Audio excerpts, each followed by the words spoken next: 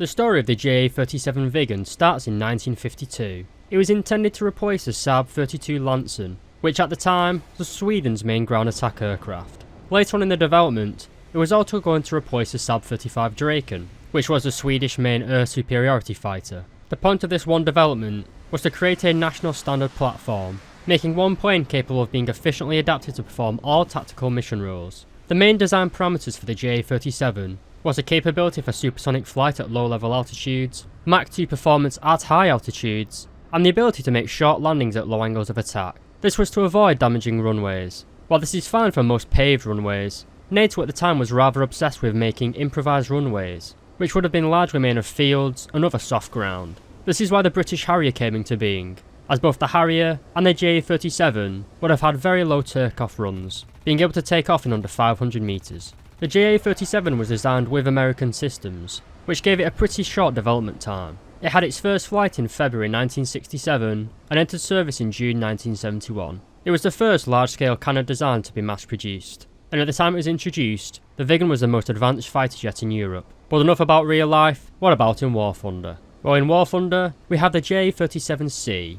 This is an air superiority fighter variant. It is a rank 7 battle rating 11.0 jet fighter located in the Swedish tech tree. This is a tech tree vehicle, so it will come absolutely stock. To unlock the plane, you're going to have to grind out 390,000 research points before purchasing the plane for a cost of 1,060,000 silver lions. After unlocking this plane, you're going to have to put it in your lineup for the cost of 300,000 silver lions. As it is a top tier jet fighter, I would highly recommend getting the expert in age qualifications for this vehicle, costing 1,060,000 silver lions and 3,000 golden eagles respectively. For a top tier jet fighter, the repair cost in realistic battles of 6,865 silver lions is pretty low, but this is likely to increase in the future. In terms of rewards, and in playing realistic battles with a premium account, you can expect an RP modifier of 476% and a silver line modifier of 360%. In terms of customization, you have a single camouflage available for golden eagles, and a single camouflage found on the Gaijin marketplace.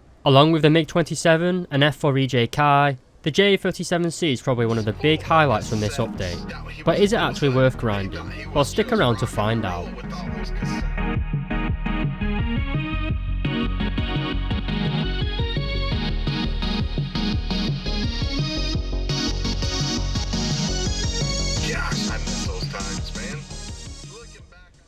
The JA-37C was designed to be both highly manoeuvrable and have a very good top speed. It also features a double delta design, as well as canard wings at the front. These canard wings are designed to create vortices. These vortices then engage with a larger wing behind it, which gives the plane better manoeuvrability in high angle of attack procedures. This naturally gives the JA-37C very good manoeuvrability at both high and low speeds, although when you are approaching stall speeds, the plane is very unresponsive, leading to you practically falling out the sky. For this reason, and due to the heavy presence of air-to-air missiles in War Thunder at the minute, stall manoeuvres are not recommended in this jet. But the wings is only one aspect to jet design. What about the engine? Well, the JA-37C is powered by the Svenska flag motor RM8B. This is a license-built copy of an American engine, and it produces 6,620 kg of thrust when military power, and when afterburning, that increases to 11,080 kg of thrust. This engine gets the plane up to a top speed of 1,997 km per hour at an altitude of 9,000 metres.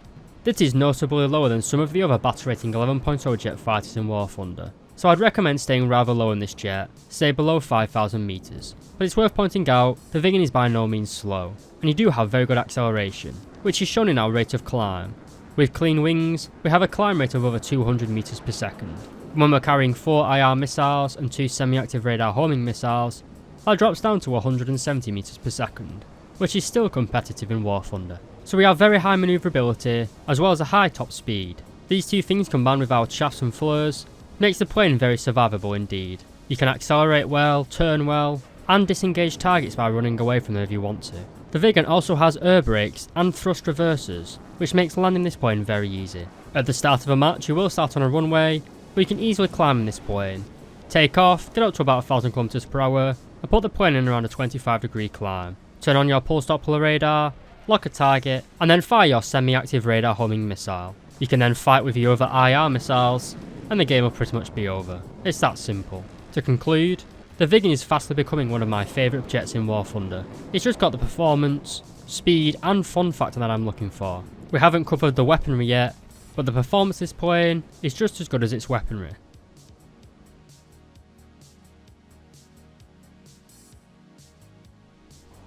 Alright, on to the weaponry. And the first thing to mention is the fact that the JA-37C is armed with a PS-46A radar system. This has a range of 70 km and is quite a large search zone. It has look-down, IFF, beyond visual range and air combat modes. The radar also has a pulse Doppler mode, giving this plane look-down, shoot-down capabilities. This pulse Doppler mode works very well with your semi-active radar homing missiles, which we'll get to shortly. The stock weaponry of this plane is the 30mm ACAN M75 cannons. You carry a total of 150 rounds of ammunition and have a fire rate of 1,350 rounds per minute. These guns are very powerful, however they are quite hard to aim, as the ammunition does not feature a tracer round. The gun is also mounted on the belly of the aircraft. This gives the plane quite a weird gun convergence. It makes it pretty hard to use in a head-on engagement. Being a dedicated air superiority fighter, the C version of this aircraft features very little air-to-ground weaponry, but we do have one. These are the 13.5cm Thrak M70 rockets.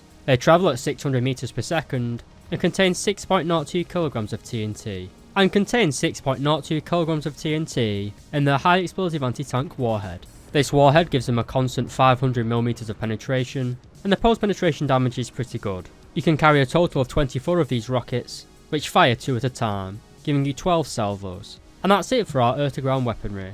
Next up, IR missiles. Our stock missile are the RB-24s, basically AM-9B equivalents. They have a maximum overload of 10 Gs, and a rear aspect lock range of 4 km. There's not much to say here, they're pretty basic missiles, and pretty irrelevant in top tier. Luckily, we do also have the RB-24J missiles, basically AM-9J equivalents. They have 20 Gs of maximum overload, and a rear aspect lock range of 5.5 km. These missiles have quite a large seeker head, and can be led before firing. Next up, we have the RB-71 missiles. These are semi-active radar homing, and are basically the British Skyflash missiles, similar to the American AM-7s. In order to fire one of these missiles, you will have to get a constant airlock with your radar, but luckily due to our pulse Doppler modes, this is rather easy. You have a lock range of 30 km and a launch range of 50 km. These rockets can be launched with 4 Gs and have a maximum in-flight overload of 25 Gs, making them very lethal. You can carry 2 of these RB-71 missiles, as well as 4 of the IR missiles. Alternatively, you can carry 6 IR missiles. The combination of the IR and semi-active radar homing missiles, as well as the high climb rate, high manoeuvrability and high top speed, makes a Viggen an incredibly potent air superiority fighter, as you can run, turn and fight against pretty much every opponent in War Thunder.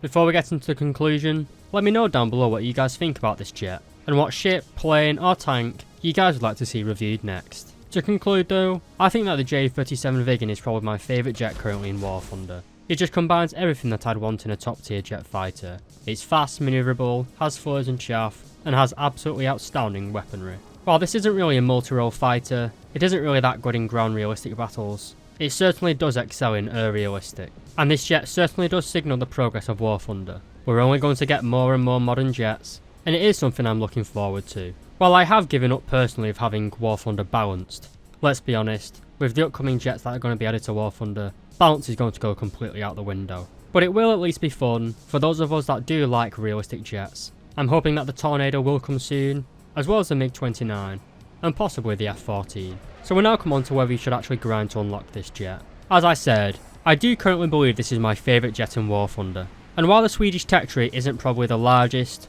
or the most fun to play in the game, I'd say that the JA-37 is well worth the grind. While you can have a similar experience with the F-4E, and even some of the MiG-21s and MiG-23, I'd say there's no other jet currently in War Thunder which has the performance, weaponry, and overall fun factor of the Viggen at the minute. I don't think people should run out and buy GE and then GE to unlock this plane, but if you do fancy grinding out the Swedish tech tree, when you get to the end of the Swedes, the JA-37C Viggen is a very rewarding plane. Hey lads, I hope you enjoyed this review. If you did, please do consider leaving a like and subscribing. Once again, thanks for watching lads. Be sure to let me know down below what videos you want to see next. And as always, I'll see you in the next video.